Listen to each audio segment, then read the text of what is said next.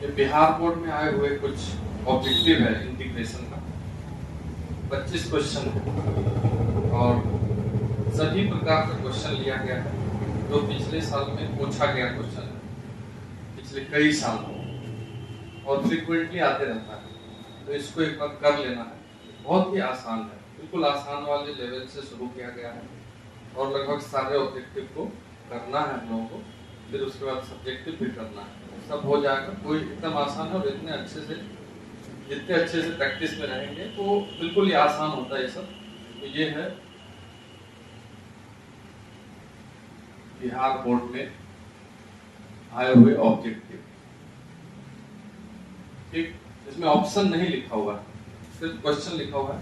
Option लिखने में समय भी लगता है और प्लस जगह भी कम है, इसलिए डायरेक्ट क्वेश्चन है। और जिसको बिल्कुल नहीं भी आ रहा है वो भी अगर इसको देख लो तो क्लियर हो जाएगा पूरा, बिल्कुल ही आसानी से। सबसे पहली बात तो इंटीग्रेशन का सवाल है।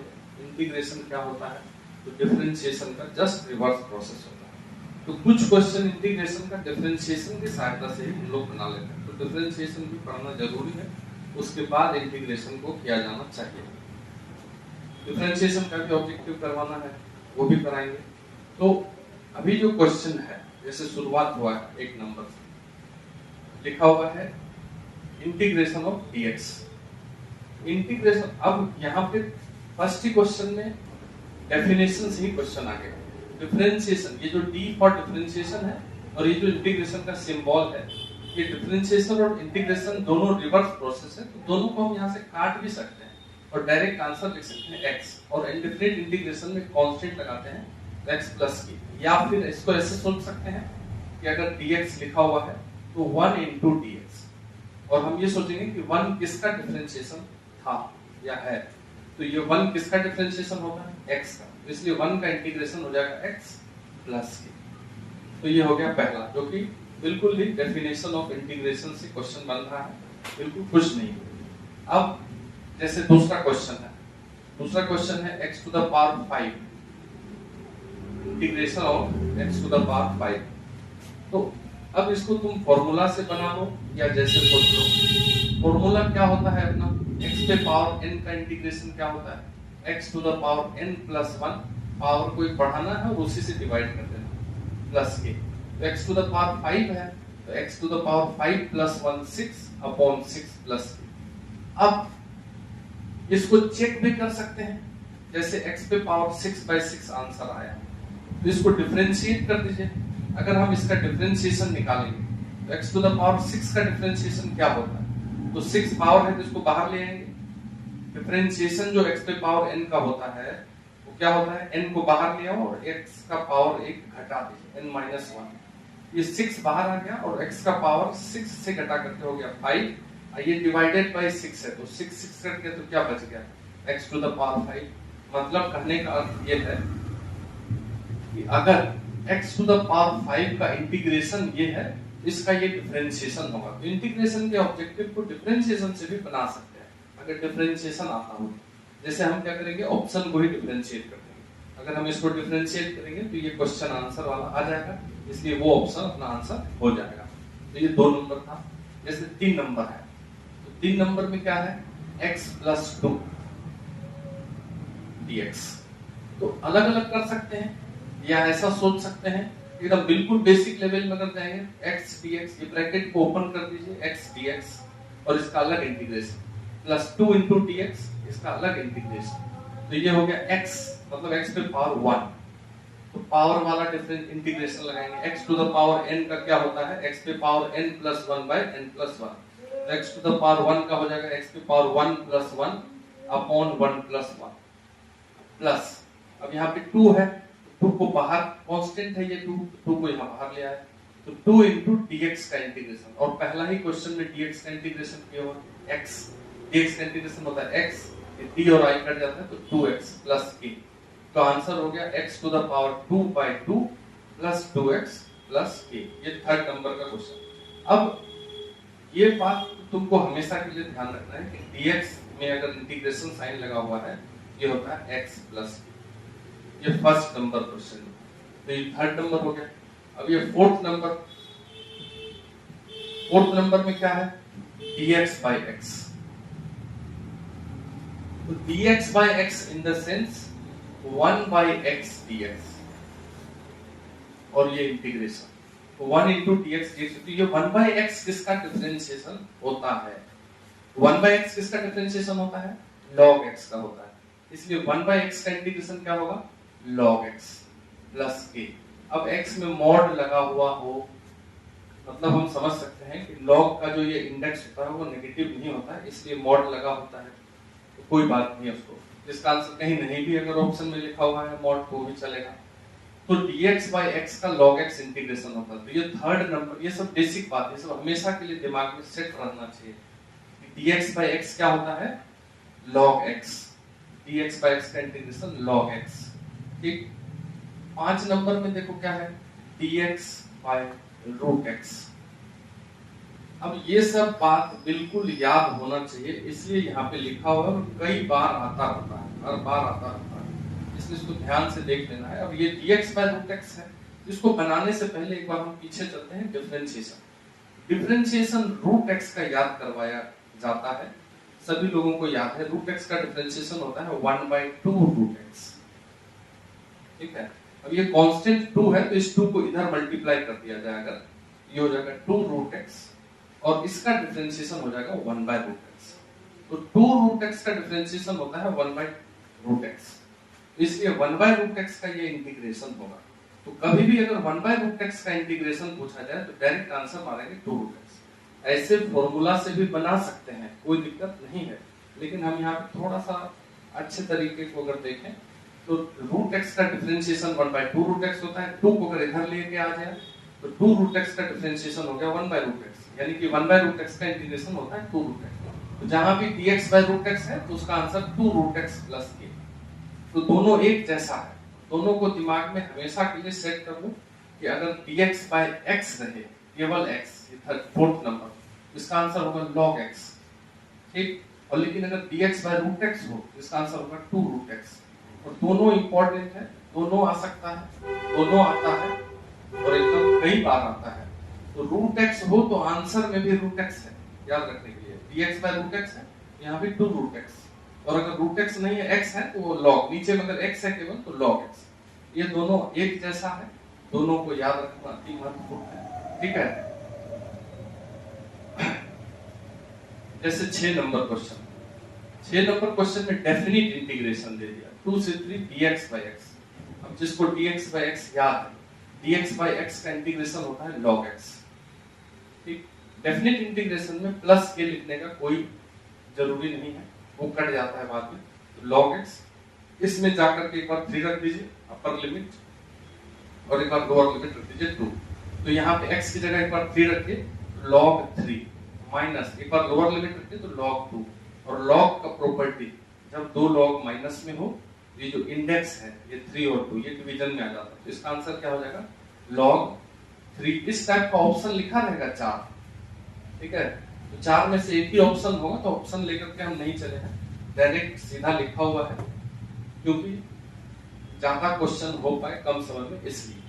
तो 6 नंबर ये बिल्कुल आसान है। जैसे 7 नंबर है, 7 नंबर में लिखा हुआ है sin 9x और dx माइनस π/2 से। अब यहाँ पे प्रॉपर्टी है इंटीग्रेशन, अब 9 पावर साइन का, तो अगर कोई फंक्शन ऑड फंक्शन होता है, अब ऑड फंक्शन अगर नहीं समझ में आता है, बिल्कुल नहीं आता है, तो हम अभी ऑड फंक्शन भी समझा दें।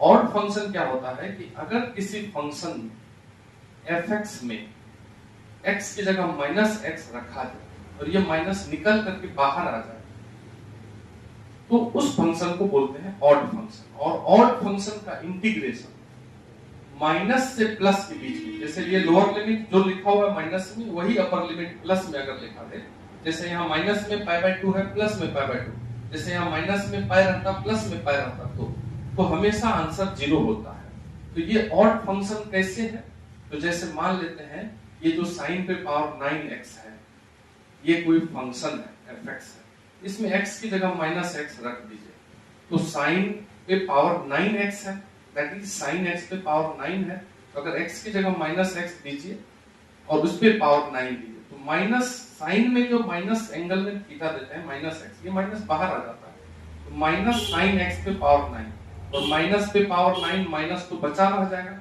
और ये साइन एक्स पे पावर 9, तो माइनस साइन 9x, यानी कि माइनस साइन बाहर आ गया। ऐसे भी साइन एक्स ऑड फंक्शन है, कॉस एक्स इवन फंक्शन होता है।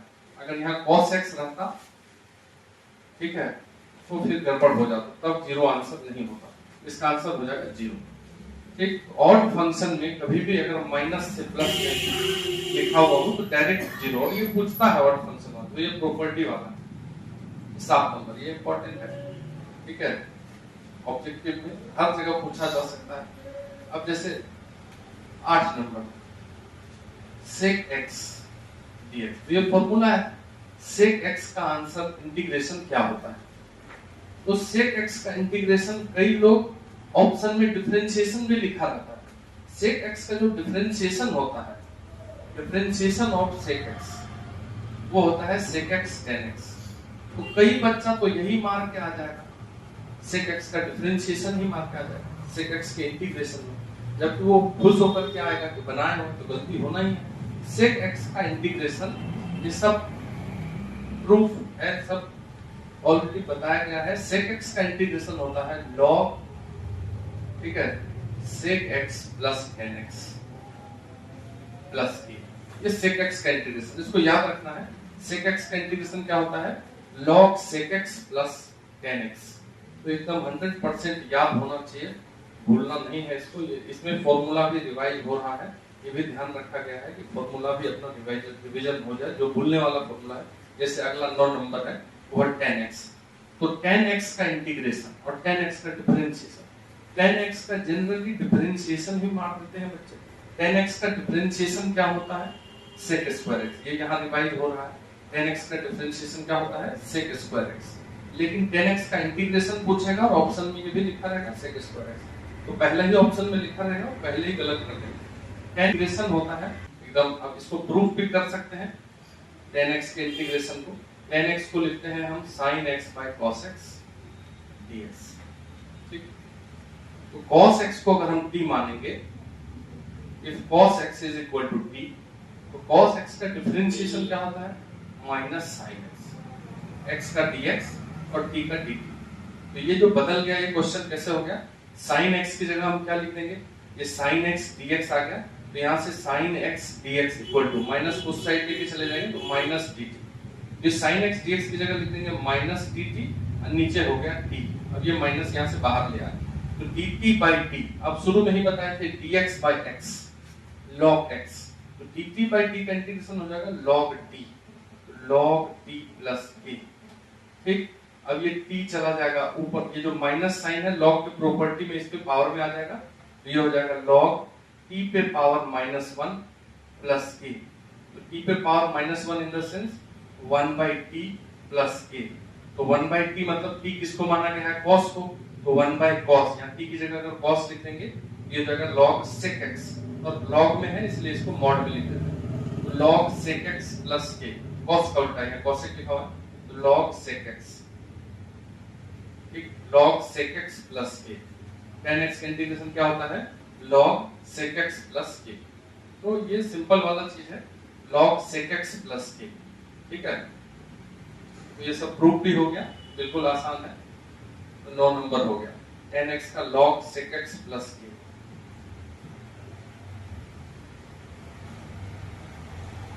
अब जैसे cosec स्क्वायर x, 10 नंबर है cosec square x।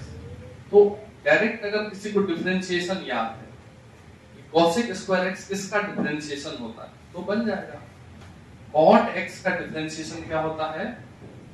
Minus cosec square x। तो माइनस साइन को अगर यहां से उठा करके यहां लेके आ जाए तो ये हो जाएगा minus cot x, minus cot x का डिफरेंशिएशन क्या हो जाएगा? cosec स्क्वायर x, ठीक है। तो माइनस cot x का डिफरेंशिएशन cosec स्क्वायर x, इसलिए cosec स्क्वायर x का इंटीग्रेशन माइनस cot x, इसका ये डिफरेंशिएशन, इसका ये इंटीग्रेशन, तो cot x का cosec स्क्वायर x का इंटीग्रेशन क्या हो जाएगा? Minus cot x plus k। और 11 नंबर में लिखा हुआ है sec square x, 11 number question में क्या लिखा हुआ है, sec स्क्वायर x dx। तो डायरेक्ट sec स्क्वायर x जो होता है वो tan x का डिफरेंशिएशन होता है, sec स्क्वायर x। तो sec स्क्वायर x का इंटीग्रेशन क्या होता है, tan x प्लस, ये सब फॉर्मूला ही है, फॉर्मूला याद होना चाहिए, याद नहीं हो तो कम से कम समझ में रहे, क्योंकि ये सब पूछता है और गलती भी होता है। तो cosec स्क्वायर x का माइनस cot x और sec स्क्वायर x का प्लस tan x इंटीग्रेशन। लेकिन अगर यहाँ पे 12 नंबर में देखें, 12 नंबर में क्या लिखा हुआ है, sec स्क्वायर 3x प्लस 5। तो देखो sec स्क्वायर x का इंटीग्रेशन tan x होता है, तो इस sec स्क्वायर x का इंटीग्रेशन होगा tan 3x प्लस 5। जो एंगल यहाँ है वही लिख दें, लेकिन जो x का कोफिशिएंट रहता है इंटीग्रेशन में उससे डिवाइड करते हैं, जैसे डिफरेंशिएशन में इनटू करते हैं।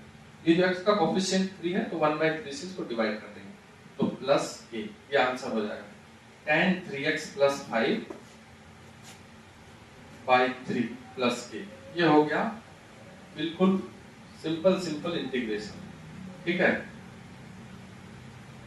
अब 13 नंबर है उधर लिखा हुआ वहां पे, तो 13 नंबर क्वेश्चन में क्या है, dx by 1 plus cos x। अब त्रिगो का फॉर्मूला बहुत ही जरूरी है, जो क्लियर होना चाहिए कि त्रिगो का जितना भी फॉर्मूला हो, सारा फॉर्मूला इंटीग्रेशन डिफरेंशिएशन दोनों में यूज होता है। अगर जरा सा भी नहीं याद है तो फिर वहां पे दिक्कत हो जाएगा। अब 1 plus cos x, दो तीन बात हम यहाँ पे बता दें कि अगर 1 plus cos 2 थीटा हो कहीं पे भी, तो ये होता है 2 cos square theta, half angle formula. यहाँ 2 थीटा है तो यहाँ थीटा, और अगर 1 माइनस cos 2 थीटा हो तो ये होता है 2 sin स्क्वायर थीटा, ये भी हाफ एंगल, यहाँ पे 2 थीटा तो यहाँ पे थीटा। तो ये दोनों ध्यान में रखना है, बहुत कीमती है। अगर 1 प्लस cos हो तो 2 cos स्क्वायर, और 1 माइनस cos हो तो 2 sin स्क्वायर, वहां पे 1 प्लस cos है, तो 1 प्लस cos को क्या लिख देंगे, 2 cos स्क्वायर, और एंगल आधा, x का आधा x/2। ये 2 जो है बाहर वाला 2 कांस्टेंट है, बाहर निकाल लेते हैं तो 1/2 dx, और ये जो cos स्क्वायर x/2 है ये ऊपर चला जाएगा, तो ये हो गया sec स्क्वायर x/2।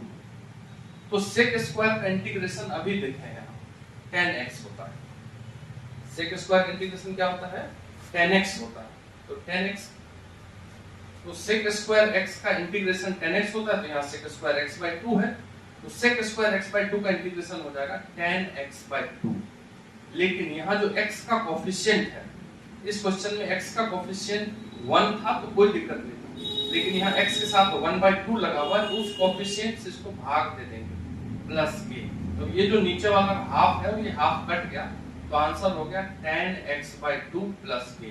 तो ये ऑब्जेक्टिव के बदला सब्जेक्टिव में भी पूछ सकता है 2 नंबर में, ये वाला question dx by 1 plus cos x। तो 1 plus cos x को पहले 2 cos स्क्वायर x/2, फिर 2 को बाहर निकाल दिया गया, और इस प्रकार से ये सिंपल आंसर tan x/2। जैसे 14 नंबर क्वेश्चन,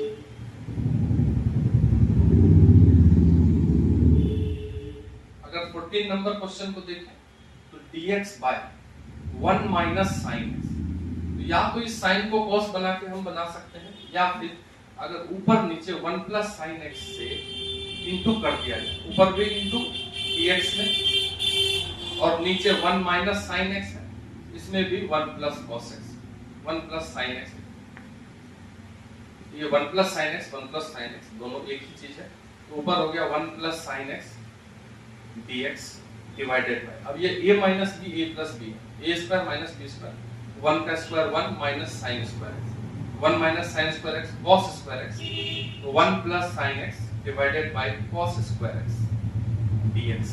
अब ये cos square x दोनों में डिवाइड कर देना, तो 1 by cos square x sec square x plus sin x by cos square x, तो यहाँ ऐसे लिखा हुआ है sin x by cos square x, तो cos x 2 बार, तो sin x by cos x tan x, और 1 by cos x sec x, तो sec x tan x, तो sec square x प्लस ये दोनों को जब हम डिवाइड करेंगे तो ये sec x tan x होगा, और ये रहा इंटीग्रेशन sec स्क्वायर x का इंटीग्रेशन। अभी तुरंत पढ़े थे sec स्क्वायर x का क्या इंटीग्रेशन होता है, tan x plus sec x tan x का इंटीग्रेशन।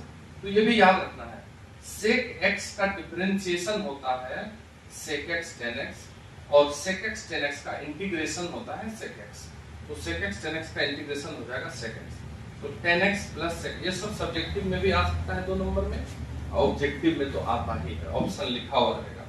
तो इस प्रकार से ये 14 नंबर क्वेश्चन है जो कि एकदम सिंपल है, एक बार देख लेना है, लिख लेना है अपने से, बिल्कुल ही सिंपल।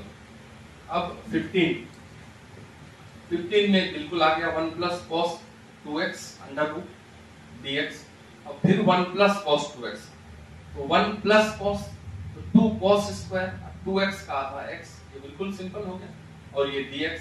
अब ये 2 का रूट 2 बाहर कर लिया जाए, cos स्क्वायर x का रूट cos x, अब आ गया cos x का इंटीग्रेशन। अब cos x का भी इंटीग्रेशन ऑब्जेक्टिव में पूछता है, उसी क्वेश्चन में आ गया। cos x का इंटीग्रेशन क्या होता है? sin x, ये गलती हो जाता है, बच्चा माइनस sin x लगा देता है। cos x का डिफरेंशिएशन माइनस sin x होता है, cos x का इंटीग्रेशन प्लस sin x होता है। तो ये हो गया 15 नंबर, बिल्कुल आसान। अब 16 नंबर है, 16 नंबर है tan square x dx।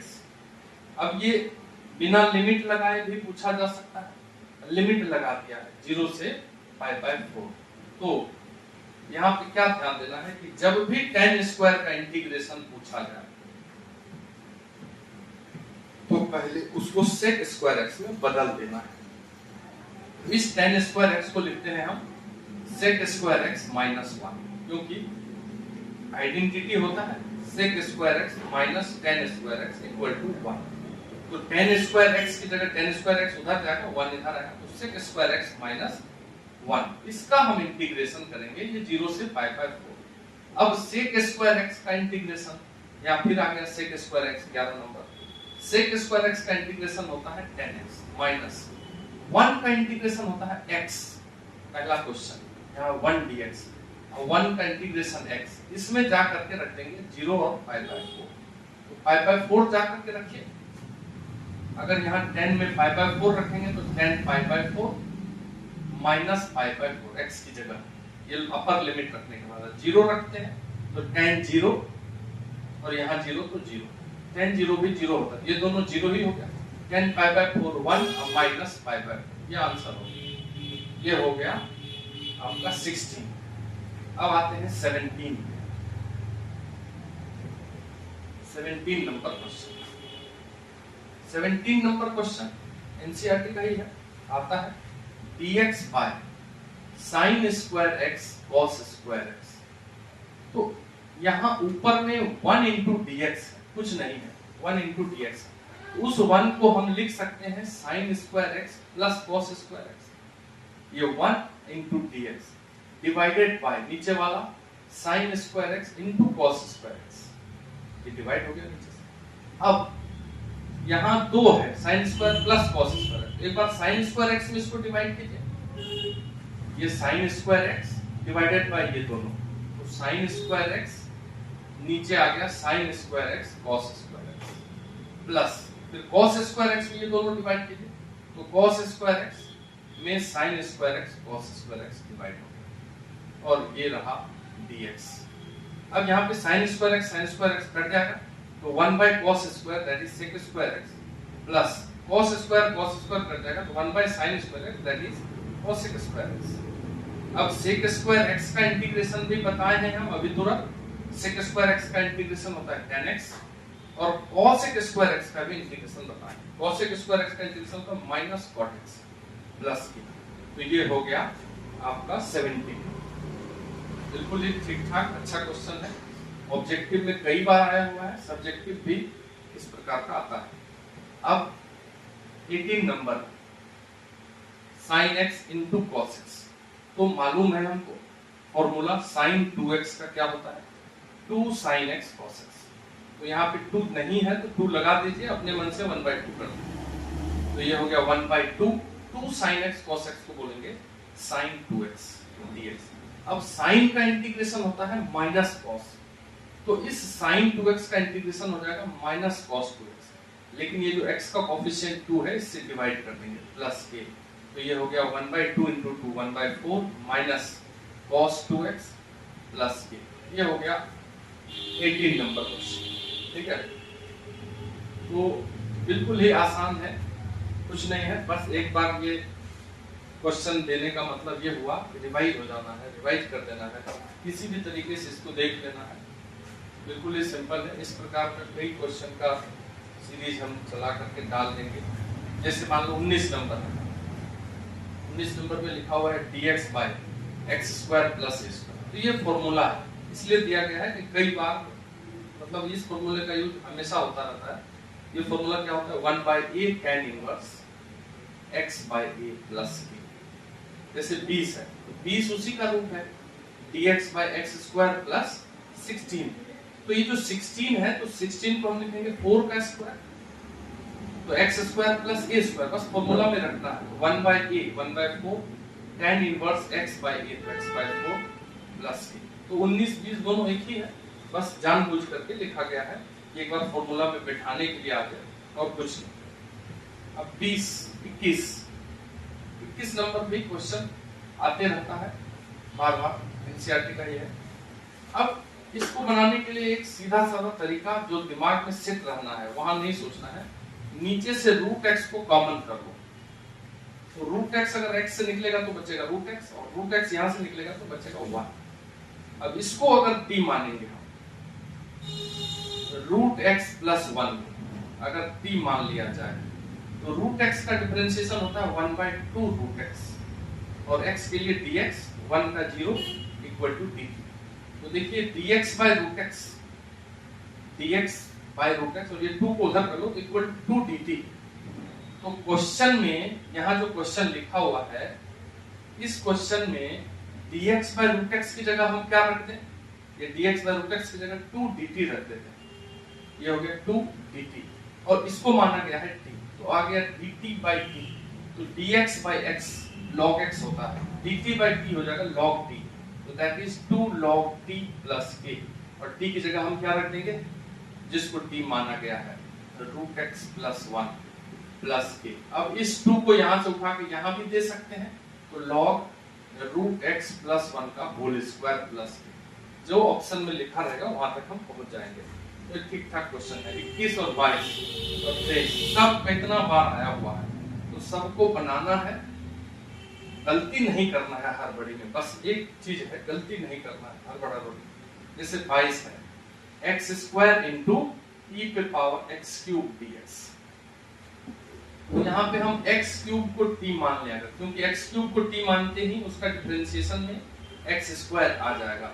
X cube को अगर t मान लो तो एक्स क्यूब का डिफरेंशिएशन होता है 3x स्क्वायर, और x के लिए dx इक्वल टू dt। तो यहाँ आ गया x square dx equal to 3 नीचे चला जाएगा, तो dt बाय 3। तो क्वेश्चन में जो इंटीग्रेशन पूछा जा रहा है वो देखिए, एक्स स्क्वायर और dx को एक साथ रख लो, ये x square dx equal to dt by 3, 1/3 dt, और e पे पावर x क्यूब है, तो x क्यूब को t माना गया, e पे पावर t, तो ये हो गया 1/3 e पे पावर t का इंटीग्रेशन e पे पावर t प्लस k, तो ये हो गया 1/3 e पे पावर t की जगह वापस x क्यूब।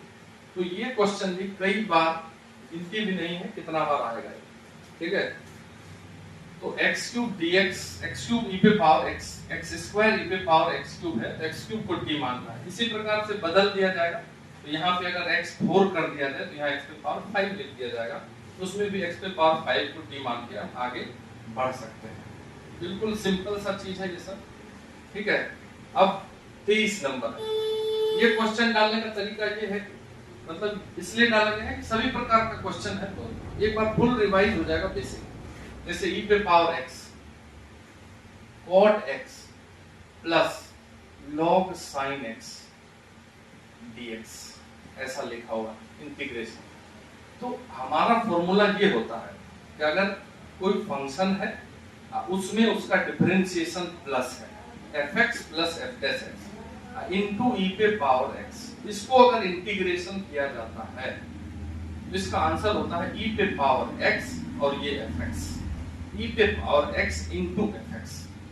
जैसे अपना क्वेश्चन अगर इस प्रकार से आ जाए, sin x plus cos x into e पे पावर x, इसका इंटीग्रेशन क्या होगा, तो ये हो गया sin x फंक्शन fx, और इसी का ये डिफरेंशिएशन है, तो ये हो गया f डैश x। तो यानी इसका आंसर हो जाएगा e पे पावर x fx, तो e पे power x sin x plus k।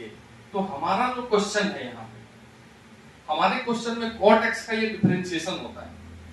अब यहाँ पे cot x का भी डिफरेंशिएशन हो गया, रिवाइज हो गया। जैसे tan x का किए थे हम इंटीग्रेशन में कि tan x का इंटीग्रेशन क्या होता है, ठीक है। अच्छा नहीं, cot x का ये डिफरेंशिएशन नहीं है, cot x का ये इंटीग्रेशन है, ये मिस्टेक हो जाता फिर, ठीक है। तब इसका ये होता होगा डिफरेंशिएशन, तो हम इसी फॉर्मूले से ये क्वेश्चन बनेगा, लेकिन यहाँ पे इसका ये डिफरेंशिएशन होगा cot x। जैसे हम log sin x का डिफरेंशिएशन चेक कर लें, ठीक है। जैसे tan x का इंटीग्रेशन है तो log sec x हुआ था, उसी प्रकार से cot x का ये इंटीग्रेशन होता है log sin x। अब इसको देखें हम, log sin x, अगर log sin x को डिफरेंशिएट किया जाए, ठीक है, अगर इसको डिफरेंशिएट किया जाए तो log का डिफरेंशिएशन होता है 1 अपॉन, तो log में sin x है तो इसको उल्टा कर दीजिए 1 by sin x। अब फिर अंदर वाले sin x का करेंगे तो क्या होगा cos x, तो cos x by sin x क्या होगा cot x। यानी कि इस log sin x का ये डिफरेंशिएशन, तो ये तो अच्छा क्वेश्चन हो गया 23 नंबर। यहाँ पे हड़बड़ में cot x का ही डिफरेंशिएशन, जबकि cot x का ये इंटीग्रेशन होता है, तो log sin x का ये डिफरेंशिएशन हो गया cot x। इसलिए हमारा फंक्शन हो गया ये, और इसका ये हो गया डिफरेंशिएशन। तो function plus differentiation into e पे पावर x का इंटीग्रेशन होता है e पे power x fx plus k। fx की जगह क्या ले लेंगे हम, log sin x। अच्छा क्वेश्चन है ये, ठीक है, एकदम इसका आंसर हो जाएगा e पे power x log sin x। अब देखो 24 नंबर क्वेश्चन। 24 नंबर क्वेश्चन में क्या है, log x। तो log x का इंटीग्रेशन पूछा है, ऑप्शन में पहला नंबर में लिखा रहेगा 1 by x। काफी बच्चे तो इसी को मार देंगे, क्योंकि log x का डिफरेंशिएशन होता है 1 by x, वो खुश होकर मार देंगे, गलत हो जाएगा। फिर log x का इंटीग्रेशन पूछा है तो नहीं होगा ये। तो ऑप्शन में अगर दिया रहेगा 4, तो हम ऑप्शन को डिफरेंशिएट करके भी बना सकते हैं, बिल्कुल ही आसान होगा वो बनाना। लेकिन अगर ऑप्शन नहीं दिया तब हम इसमें 1 into log x करेंगे, और यहाँ बाय पार्ट लगेगा। बाय पार्ट क्या होता है, अगर दो अलग अलग प्रकार के फंक्शन का प्रोडक्ट का इंटीग्रेशन हो तो वहां बाय पार्ट लगाते हैं। और बाय पार्ट के लिए हम एक ये आइलेट रूल होता है, जिसमें I for inverse, log, L for logarithm, A for algebraic, trigonometry, exponential। तो इसमें हमारे पास दो फंक्शन है, log है और एक है 1 algebraic। तो ये दोनों फंक्शन है, तो जो ऊपर होता है उसको फर्स्ट मानते हैं। ये हो गया फर्स्ट फंक्शन और ये हो गया सेकंड फंक्शन।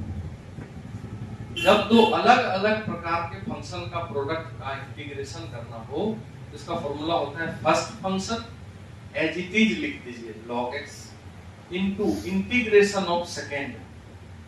तो सेकेंड फंक्शन है 1, तो 1 का इंटीग्रेशन होता है x माइनस इंटीग्रेशन साइन। अब इस इंटीग्रेशन साइन में फर्स्ट का डिफरेंशिएशन log x का डिफरेंशिएशन होता है 1 by x इनटू सेकेंड का इंटीग्रेशन 1 का इंटीग्रेशन होता है x, और ये dx, x कट गया तो ये हो गया x log x माइनस यहाँ बचा dx का इंटीग्रेशन x प्लस k। तो log x का इंटीग्रेशन तो याद रखो तो बेहतर है। log x का इंटीग्रेशन क्या होता है, x log x minus x plus k। अब सबसे इंपॉर्टेंट बच गया 25 नंबर। इस ये वाला इंटीग्रेशन तो सबसे अधिक बार आया, और ये प्रॉपर्टी का सवाल है, ठीक है, किंग रूल जिसको बोलते हैं। इस प्रॉपर्टी से भी इंटीग्रेशन का क्वेश्चन आता है, सब्जेक्टिव में भी ये क्वेश्चन आ सकता है, 5 नंबर में भी आ सकता है, ठीक है। अब इस टाइप का क्वेश्चन कैसे बनाना है, तो इस टाइप के क्वेश्चन को हम मान लेते हैं कि ये आई है और ये हो गया इक्वेशन 1। अब इसमें हम रूल लगाते हैं, ठीक है। रूल क्या बोलता है, यहाँ जो अपर लिमिट π/2 है, इसमें अगर हम x की जगह हर जगह x की जगह π/2 माइनस x रखते हैं, रूल ये है कि किसी इंटीग्रेशन फंक्शन को अगर इंटीग्रेट करना है 0 से a में, और इस फंक्शन में x की जगह पे अगर a माइनस x रख दिया जाए तब इंटीग्रेट किया जाए तो कोई दिक्कत नहीं है, दोनों बराबर ही आंसर देगा, कोई टेंशन वाला बात नहीं। तो हम इसी रूल को अगर यहाँ पे लगाएं, ये वाला रूल अगर लिख दें, सब्जेक्टिव अगर बनाना हो तो इस रूल को लगाने पर ये आई ही रह जाएगा, कोई फर्क नहीं पड़ेगा 0 से π/2। और यहाँ साइन में x की जगह पे रख दें अगर हम π/2 माइनस x, तो साइन π/2 माइनस x क्या होगा, cos x हो जाएगा, बदल जाएगा ये cos x। तो यहाँ x की जगह π/2 माइनस x रखा गया, तो अगले स्टेप में ये हुआ cos x। ये वाला साइन भी बदल जाएगा cos x में, ये वाला cos बदल जाएगा sin, क्योंकि cos में रखेंगे तो π/2 माइनस x sin x। ये हो गया dx। इसको 2 मान लेना, दोनों को जोड़ दो, 1 और 2 को, इधर हो जाएगा i plus i 2i equal to 1 plus 2 कर रहा है, i प्लस i 2i, इधर जोड़ेंगे तो दोनों का लिमिट तो 0 से π/2 ही है। अगर इसको और इसको जोड़ना है तो दोनों का नीचे डिनोमिनेटर सेम है, एलसीएम हो जाएगा sin x plus cos x। अब पहले वाले में ऊपर में लिखा है sin x और दूसरे वाले में लिखा है cos x, ये हो गया dx, ये दोनों कट गया तो 1 dx। हमारे पास आ गया 2i is equal to 0 to π/2 1 into dx, that is dx, 1 into dx, और 1 का इंटीग्रेशन होता है x, तो 2i इक्वल टू 1 का इंटीग्रेशन लिखेंगे x, और x में एक बार लिखेंगे π/2 और एक बार लिखेंगे 0, तो यहाँ से आ जाएगा 2i is equal to, x की जगह रख दो π/2, तो π/2 माइनस 0 रखोगे तो 0 ही होगा, तो यानी कि π/2, i इज इक्वल टू 2 उधर नीचे चला जाएगा तो π/4। इसका तो आंसर भी याद रखना है, इसका आंसर हो जाएगा π/4। और अगर यहाँ पे साइन पे कुछ पावर भी दे दिया जाए, जैसे इस प्रकार का भी क्वेश्चन हो जाए, sin क्यूब x नीचे sin cube x plus cos cube x, और इसका इंटीग्रेशन अगर पूछा था 0 से π/2 में, तो इसका भी आंसर π/4, कुछ भी पावर दे दो। यहाँ पे अगर रूट sin x लिख दो और नीचे भी root sin x plus root cos x लिख दो, और 0 से π/2, इसका भी आंसर याद रखो π/4, सबका आंसर π/4। और ये सब्जेक्टिव में भी 5 नंबर में पूछ सकता है, पूछता है, ऑब्जेक्टिव में भी लिखा है। तो ये कुछ 25 ऑब्जेक्टिव क्वेश्चन है जिसको ध्यान से कर लेना है, ठीक है। तो सभी प्रकार का है और खुद से भी कोशिश करना है, फिर दूसरा क्वेश्चन डाल देंगे उसको भी कर लेना है। आज इतना है, ठीक है, धन्यवाद।